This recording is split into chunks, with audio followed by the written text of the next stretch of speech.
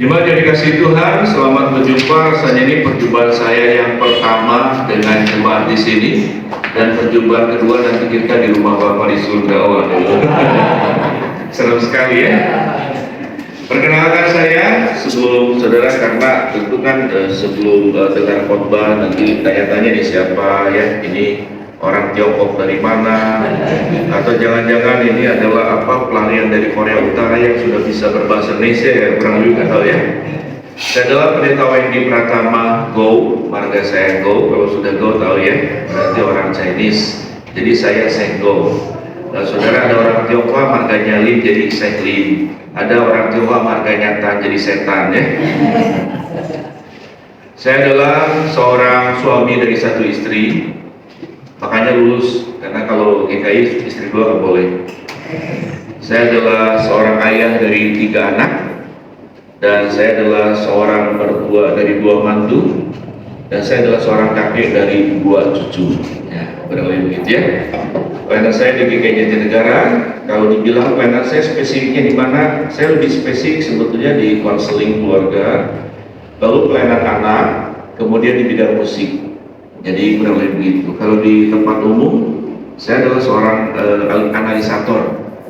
Jadi tidak hanya sebagai pendeta, saya juga banyak membantu perusahaan, yaitu analisator tanda tangan, namanya signaturologi, untuk HRD, untuk merekrut pegawai, bahkan buat pasangan ya. Kemudian itu konseling saya adalah memakai media itu. Kurang lebih seperti demikian. Saudara-saudara, kita akan belajar berserang bukan menyerang, dan kita sudah membaca bagian firman Tuhan yang kita baca. Kita akan melihat saudara-saudara bicara tentang titik dan koma. Kita tahu dengan jelas saudara-saudara, orang yang menyerah itu titik, tetapi orang yang berserah itu koma. Amin. Saudara, titik ada di mana? Ada yang tahu nggak? Titik itu ada di 2 tempat. Ada yang tahu? Satu di ICU, satu di pemakaman atau tempat kremasi. Jadi saudara, titik itu di ICU, karena kalau masih koma itu grafiknya tetap gitu ya. Terus lama-lama jadi apa? Lurus. Itu tinggal perginya ke surga atau ke neraka ya. Jadi dia perjalanan ke mana? Saudara, orang yang menyerah itu adalah orang yang titik. Pokoknya ini sudah tidak mungkin. Saya sudah sakit pendarahan 12 tahun, tidak mungkin. Saya cuma tinggal tunggu mati. Anak saya namanya Yairus, kepala rumah ibadah. Mungkin keluarganya sudah bilang, sudah tidak perlu lagi mencari Tuhan Yesus. Kita mengatakan, jangan menyusah-nyusahkan dulu. Engkau sudah pergi mencari Yesus, dan Yesus mau menemui anakmu, hai Yairus, kata keluarganya. Tetapi anakmu sudah mati. Tidak perlu menyusah-nyusahkan dulu. Jadi iman daripada orang ini adalah iman titik, bukan iman koma. Amin. Gak perlu menyusah-nyusahkan guru. Jadi kita bertemu di dalam kisah Markus pasal 5 ayat 21, saudara, ayat ya sampai dengan ke-43. Ini bicara tentang iman titik dan iman koma. Tidak perlu menyusah-nyusahkan guru. Lalu Yesus berkata, ya, bertemu dengan mereka, bawa murid-muridnya Petrus, Yakobus, Yohanes, dan saudara Yakob dan saudara Yakobus. Satu lagi dikatakan, ya, yang lain tidak boleh menemui anak ini, cuma aku, kedua orang tuanya, dan ketiga murid. Anak ini tidak mati, tetapi tidur. Yesus mengatakan anak ini tidak titik, tapi anak ini koma. Lalu firman Tuhan berkata, mereka mentertawakan Yesus. Saudara-saudara, tadi saya khotbah permulaan, jemaat tertawa. Saya bahagia atau tersinggung? Bahagia karena tertawa. Tapi kalau ditertawakan, bahagia atau tersinggung? Tersinggung, karena biasanya menghina. Kalau tertawa, orang senang dengan kita. Tapi kalau kita ditertawakan, orang menghina kita. Saudara, pada detik ini kita bertemu dengan apa? Iman yang koma dan iman yang titik. Wanita yang sakit pendarahan itu imannya koma. Dia selalu punya harapan. Saya 12 tahun sakit pendarahan, Alkitab mengatakan dia sudah pergi ke berbagai tabib. Harta benda yang dipunyainya sudah keluar semua. Harusnya kalau sudah seluruh usaha yang sudah dilakukan itu, sudah rasanya sudah tidak ada jalan lain. Harusnya dia percaya kepada iman yang apa? Titik. Sudah tidak ada harapan lagi. Tetapi wanita ini punya iman yang koma. Sekalipun aku sulit, sekalipun aku sakit 12 tahun, tapi koma. Ada berita tentang Yesus. Saya tidak tahu sejauh mana pemahaman wanita ini tentang Tuhan Yesus. Tetapi dari reaksinya, saudara-saudara, jangan-jangan iman wanita yang sakit pendarahan ini lebih hebat dari iman kita. Kalau ditanya jemaat sekalian, engkau punya iman koma atau iman titik? Dijawabnya, saudara-saudara, jawaban formalitas. Ya tergantung kapan koma, kapan titik. Jadi akhirnya imannya titik dan koma, nggak jelas. Dia punya iman yang koma.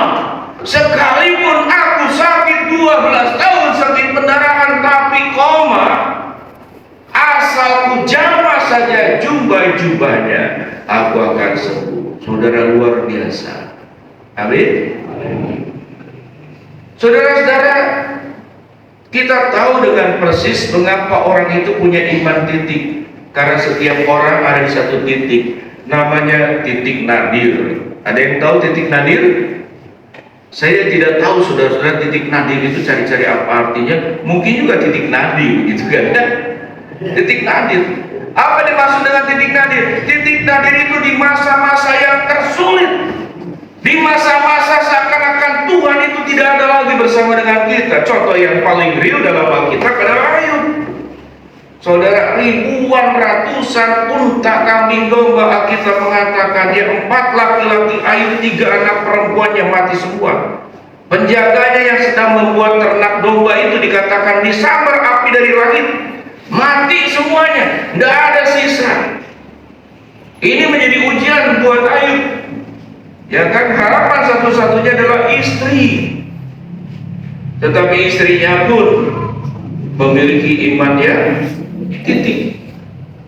Sudahlah, buat apa engkau datang kepada Tuhan? Buat apa engkau setia?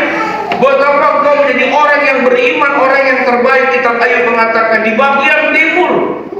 Kalau dunianya dari timur dan barat, berarti Ayub ini sudah menjadi orang terbaik. 50% dari orang di muka dunia ini.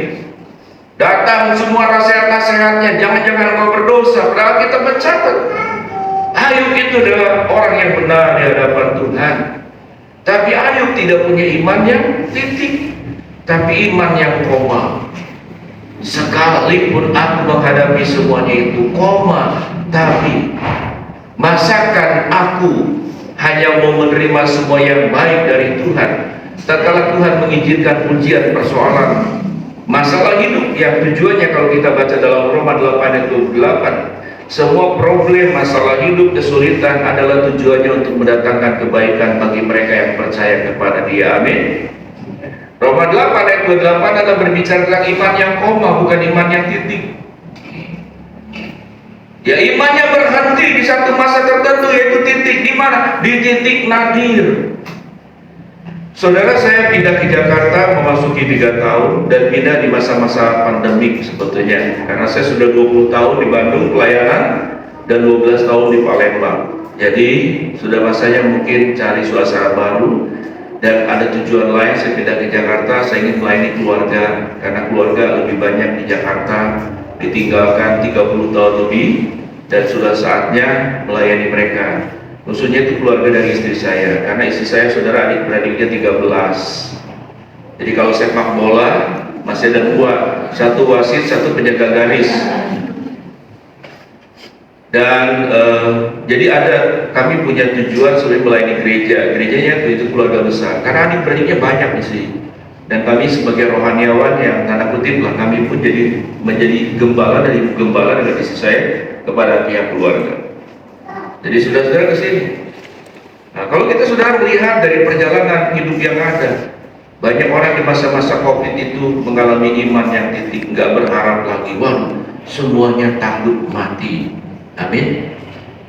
Ayat Alkitab yang berbunyi, bagiku Kristus adalah mati keuntungan. Saudara akan menjawab, Tuhan jauhkanlah itu padamu. Betul nggak? Halo? Ada nggak yang COVID berdoa, Tuhan cepatlah COVID datang padaku? Betul nggak? COVID itu gendernya laki-laki atau perempuan? Laki-laki. COVID tahu artinya? Koko David. Ya, semua orang takut. Saudara, semua orang ada berani di masa titik nadir. Suatu saudara saya pindah ke Jakarta, ada satu jemaat keluarga. Ayahnya itu barusan saja percaya kepada Tuhan. Di masa pandemi itu hancur ekonomi. Mereka menabung sekian lama. Lalu Tuhan berikan mereka satu ruko. Ya, satu ruko dari perjuangan panjang mereka. Dan baru saja 2 bulan mereka jualan online. Baru saja 2 bulan, baru saja menikmati sedikit manisnya hidup. Setelah melewati masa yang sulit sepanjang waktu, saudara, saya dikontak, Pak Pendeta, ada jemaat meninggal 3 orang di ruko itu. Ayahnya baru percaya, 2 anaknya, 1 anaknya dan ibunya meninggal di sana, terbakar karena di lantai 3 tidak bisa tidur. Saudara-saudara, sementara ada anggota keluarga yang lainnya itu tinggalnya di apartemen yang lain. Saya bertanya, apakah kemudian bisa berkata dalam kondisi itu, haleluya, semuanya adalah untuk mendatangkan kebaikan bagi mereka yang percaya kepada Dia. Baca ayat Alkitabnya gampang, amin. Tetapi bagaimana saudara-saudara mengimaninya? Saudara, kita akan titik, kita akan berhenti untuk tidak beriman lagi kepada Tuhan. Kita akan tinggalkan Tuhan. Kita anggap Tuhan itu adalah omong kosong. Tuhan berkata, aku akan menyeberangkan engkau dari laut Teberau, tapi aku justru mati di laut Teberau. Tuhan berkata, aku akan dipimpin untuk melewati padang gurun yang gersang dan memasuki tanah Kanaan, tetapi aku mati dipagut oleh ular di padang gurun. Aku mati kelaparan di padang gurun. Kita beralibi, kita membuat statement, kita berdebat dengan Tuhan, dan seakan-akan kitalah pemenangnya. Kesimpulan dari perdebatan kita dengan Tuhan adalah apa? Tuhan tidak adil, Tuhan tidak ada, Tuhan tidak maha kuasa. Tetapi yang lebih besar, lebih hebat dari Tuhan apa? Masalah hidup. Yang lebih besar dari Tuhan apa? Penyakit. Yang lebih besar dari Tuhan apa? Kemiskinan. Yang lebih besar dari Tuhan apa? Yaitu problem-problem masalah hidup. Kita lebih percaya kepada kemiskinan, kita lebih percaya kepada sakit penyakit, kita lebih percaya kepada problem hidup, kita lebih percaya kepada ragam masalah hidup, dan kita kemudian meragukan Tuhan, percaya dan iman kepada masalah hidup, sehingga engkau bisa berkata, aku sudah tidak percaya lagi kepada Tuhan, tapi aku percaya kepada masalah hidup. Masalah hidup inilah yang akan mematikan aku, dan Tuhan tidak akan sanggup menghidupkan aku kembali. Saudara, kepala rumah ibadat yang bernama Yairus, anaknya itu 12 tahun. Saya tidak tahu apakah ini kebetulan atau tidak kebetulan. Jadi yang anaknya 12 tahun, yang perempuan ini 12 tahun juga sakit pendarahan. Tapi umurnya bukan 12 pasti. Masa dari 1 tahun sakit pendarahan? Ya kan? Saudara-saudara, ini 2 bagian yang menggambarkan tentang diri kita. Yang satu hampir mati dan benar sudah mati. Yang satu 12 tahun. Saya tidak bisa merasakan sakit pendarahan seperti apa. Betul gak ya? Tapi para ibu-ibu yang tahu. Tapi yang jelas, saudara, saya punya anak perempuan. Kalau dia itu kalau sudah bulanan datang itu kayak orang pingsan. Saya sendiri banyak punya anak asuh. Satu kali anak asuh saya itu kontak saya, Pak Wendy, aku udah gak tahan. Kenapa? Dia mau pingsan-pingsan. Saya bawa ke dokter, ya anak perempuan. Saya bawa ke dokter, sudah saya bawa ke rumah sakit di Bandung. Persis di depan rumah sakit itu dia pingsan. Tapi untung di depan rumah sakit itu ada satpam, ada kursi roda lagi di depan. Dibawa masuk ke dalam. Itu apa? Itu menstruasi. Hanya dia memakan obat tertentu. Jadi semacam kayak pil KB atau bagaimana lah, kurang tahu. Jadi dia ditahan. Jadi dia mengalaminya 3 bulan sekali. Jadi saudara-saudara, itu benar-benar. Jadi saya berikan obat buat dia. Saya ada puluhan anak asuh, udah pada besar, ada yang sebagian sudah menikah, ada yang sudah bekerja. Ya sekarang kurang lebih tinggal 10 anak asuh yang saya urus. Ya urus kehidupannya, bimbing kerohaniannya, bimbing karakternya, cukupkan kebutuhannya, ya kuliahkan mereka. Ada beberapa anak saya tidak sanggup kuliahkan, saya bilang kamu kerja. Dia kemudian berbicara, kok tidak adil teman yang lain kuliah? Karena dulu uangnya ada, sekarang terbatas. Kamu bekerja, kamu pasti punya lebih hebat dari yang teman-temanmu kuliah, karena kamu berjuang lebih berat daripada temanmu yang difasilitasi. Saudara-saudara, itu adalah masa-masa titik nadir. Setiap orang saudara-saudara punya persoalan hidup. Saya barusan saudara ke Semarang, ada suami istri kemudian punya permasalahan biasa, perselingkuhan. Suaminya meminta maaf dan dia berusaha untuk berjuang. Suaminya tetap ingin, ya tentulah dia yang salah kan. Dia ingin kembali, dia berjuang meninggalkan wanita itu. Tetapi sang istri ini sudah imannya titik. Dia sudah tidak percaya, terserah dia. Tapi dia tidak mau cerai juga. Ya jangan juga ya, kita melarang. Tetapi dia tidak percaya. Suaminya ini nyata, akhirnya dia frustasi. Aku berubah seberubah apapun, istrimu tetap sudah tidak mempercayai. Saya katakan kamu tidak perlu menyalahkan istrimu. Yang menabur membuat istrimu tidak percaya adalah salahmu sendiri. Jadi kalau itu adalah perbuatan salahmu, maka berjuanglah kau memperbaiki diri. Berubah atau tidak berubah istrimu mempercayamu kembali, menerimamu kembali, itu bukan urusan yang utama. Urusanmu adalah pertobatan, urusanmu adalah melakukan perubahan hidup, urusanmu menjaga hati dan kekudusan hidup. Bahkan istrimu mungkin membuang engkau tetap bertanggung jawab atas tingkah lakumu di hadapan Tuhan. Nah, dia boleh mendengar hal ini, dia boleh kemudian punya semangat yang baru. Perubahan hidupmu engkau tunjukkan yang pertama kali bukan buat istrimu, tapi buat Tuhan yang sudah mengasihimu, buat Tuhan yang sudah mengampuni dosa-dosamu. Saudara diperbaharui kekuatan dia untuk kemudian dia berjuang kembali. Jemaat yang dikasihi Tuhan, saya tidak tahu setiap kita masing-masing punya titik nabil apa, sehingga iman kita menjadi iman yang titik, seakan-akan tidak punya harapan lagi. Dampaknya apa? Dampaknya tiap hari kita akan mengeluh. Dampaknya tiap hari kita akan mengingat kesalahan-kesalahan orang lain. Dampaknya kita tiap hari akan mengingat masa lalu. Mengapa peristiwa ini terjadi? Mengapa begini? Mengapa begitu? Mengapa begini? Mengapa begitu? Seakan-akan sudah tidak punya harapan lagi. Hancur lebur semuanya. Maka iman kita menjadi iman yang berhenti pada iman yang titik. Tidak lagi mempercayai Tuhan.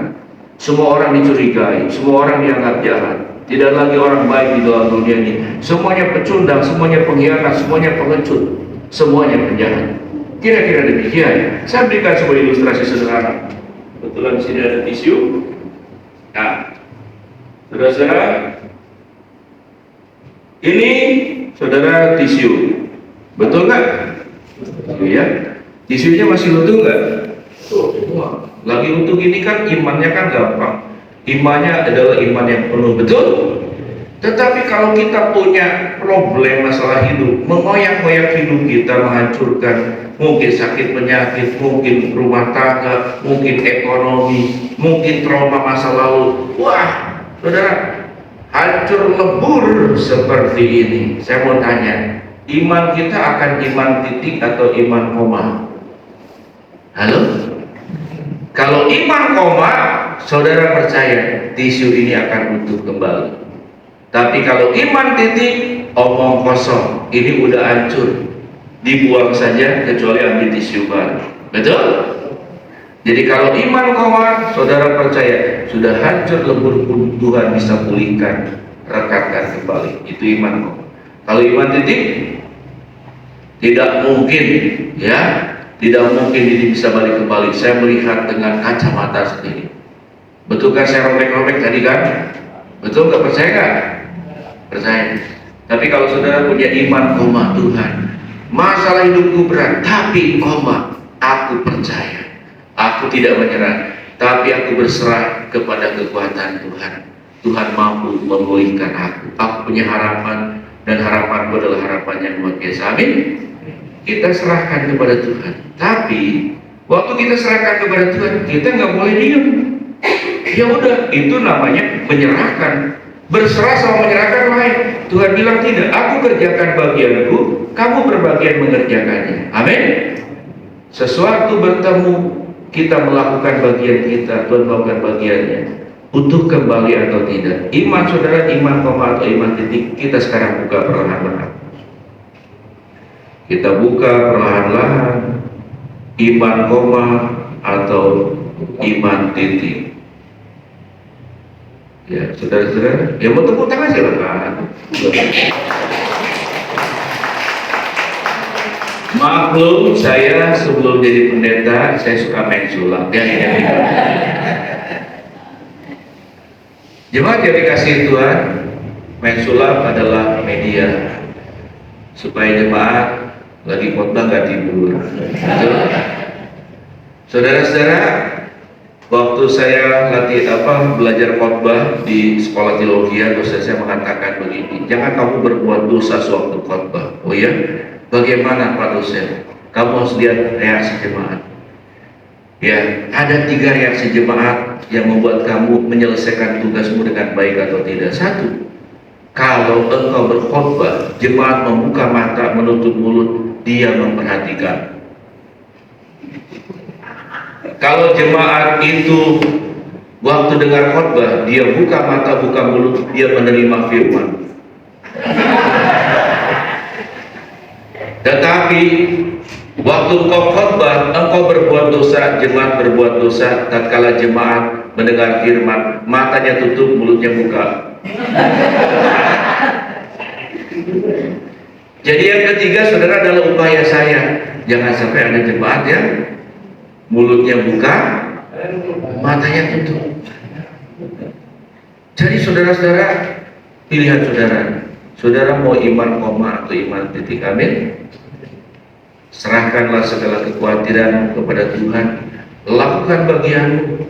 Setelah kau melakukan dengan tanganmu, engkau berjuang, barulah kau berserah, barulah kau mengangkat tangan kepada Tuhan, meminta pertolongan. Maka Tuhan akan nyatakan kebaikan demi kebaikan. Mungkin kehilanganmu tidak bisa kembali, tapi engkau punya pelajaran berharga. Amin. Karena di dalam dunia ini nggak ada yang kekal. Jangan berdoa minta umur panjang, saudara, itu dosa. Apalagi berdoa Tuhan saya nggak mati-mati, itu nggak mungkin. Karena Alkitab sudah menetapkan, betul? Jangan berdoa saudara, dunia ini nggak ada masalah, nggak ada. Karena yang tidak ada masalah cuma di surga sana. Jadi Tuhan hanya mengizinkan problem, tapi dalam 1 Korintus 10:13, pencobaan yang kamu alami adalah pencobaan biasa yang tidak melebihi kekuatanmu. Dan kalau kamu dicobai, Allah setia dan adil. Dia akan memberi kekuatan sehingga kamu sanggup untuk menghadapinya. Ingat, tidak ada iman yang titik. Karena iman yang titik berarti iman yang mati, iman yang berhenti. Kita harus memiliki iman yang koma. Setelah banyak persoalan hidup yang ada, kita merasa aku tidak sanggup Tuhan. Koma, tapi Allah yang menyanggupkan saya, Allah yang menolong saya. Mari kita masuk dalam suasana ini.